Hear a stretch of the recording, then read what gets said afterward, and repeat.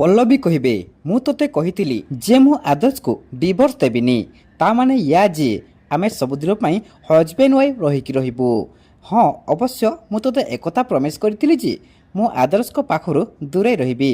ଏକଥା ମୁଁ ମାନୁଛି। ଏହାପରେ ରୂପସା କହିବେ ଖାଲି ମାନିଲେ କ'ଣ ହେବ, ତାକୁ କାମରେ କରି ଦେଖା। ଆରେ ଯାହା ପ୍ରମିସ୍ କରିଥିଲୁ ତାକୁ ତ ପାଳନ କର। କ'ଣ କହିଥିଲୁ ସେତେବେଳେ?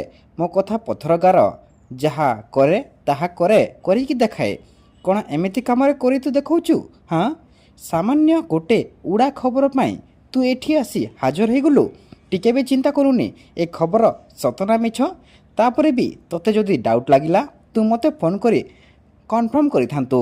ତାପରେ ପଲ୍ଲବୀ କହିବେ ପଚାରିଥାନ୍ତି ତୁ ମୋତେ ମାରିବାକୁ ଚିନ୍ତା କରୁଛୁ, ଏକଥା ସତ ନା ମିଛ? ଏହାପରେ ରୂପସା କହିବେ ତ ଆସି କ'ଣ ଦେଖିଲୁ? ଖବର ସତ ନା ମିଛ?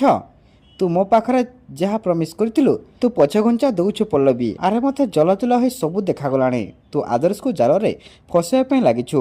ତାପରେ ପଲ୍ଲବୀ କହିବେ ନାଇଁ, ମୁଁ ଆଦର୍ଶକୁ ଜାଲରେ ଫସାଉନି, ତାଙ୍କୁ ମୁଁ ଶାନ୍ତ କରୁଛି। ଆଉ ଏଥିରେ ତୋର ଲାଭ ରୂପସା, କାରଣ ଆଦର୍ଶ ଯେତେ ଶୀଘ୍ର ଶାନ୍ତ ହେବେ ମୁଁ ତାକୁ ତୋ ବିଷୟରେ ବୁଝାଇବି। ତାପରେ ରୂପସା କହିବେ ତୁ ଏଠୁ ରହିପାରିବୁନି ପଲ୍ଲବୀ, ଦ୍ୟାଟ୍ସ ଫାଇନାଲ।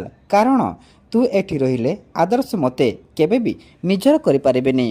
ତାପରେ ପଲ୍ଲବୀ କହିବେ ହଁ ମୁଁ ଜାଣେ, ଆଉ ସେଥିପାଇଁ ତ ମୁଁ ବାଟ ତିଆରି କରୁଛି।